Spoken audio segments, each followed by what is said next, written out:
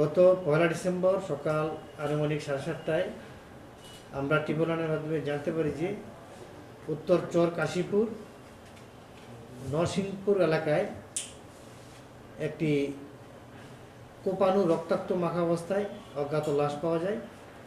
তারই কিছুক্ষণ পরে ভিকটিমের স্ত্রী সোনিয়া থানায় এসে অভিযোগ করে যে গতকাল থেকে তার স্বামীকে পাওয়া যাচ্ছে না।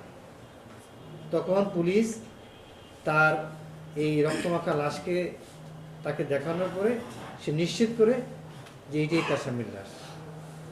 এরই পরিপ্রেক্ষিতে আমাদের ফতুল্লা সার্কেলের যে অতিরিক্ত পুলিশ সুপার তারই নেতৃত্বে আমাদের ফতুল্লা থানার একটি চৌকস টিম তদন্ত শুরু করে প্রযুক্তির সহযোগিতা নিয়ে আমরা এই ঘটনার সাথে জড়িত মূল আসামি মেহেদী হাসান পলাশকে আমরা গ্রেফতার করি এবং তার স্বীকারোক্তি মতেই বাকি আর তার সাথে যারা জড়িত আছে 7 জনের নাম নিশ্চিত করি এবং এর মধ্যে আমরা 6 জনকে গ্রেফতার করতে সক্ষম হই। আর ঘটনার ব্যাকগ্রাউন্ড ইতিহাস হলো সে সোনিয়া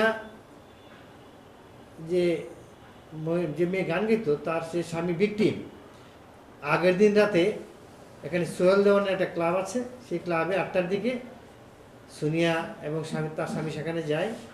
সোনিয়া গান গাওয়ার সময় এক সময় তার স্বামীকে যারা পরিকল্পনা করেছে তারা ডেকে নিয়ে যায়, ডেকে নিয়ে তাকে পরিকল্পিতভাবে হত্যা করে। সোনিয়া গান গাওয়ার পরে তার স্বামীকে দেখতে পায় না, সারা রাত খোঁজাখুঁজি করে সকালে থানায় আসা যখন সংবাদ দেয় তখন আমরা জানতে পারি যে এটাই তার স্বামী।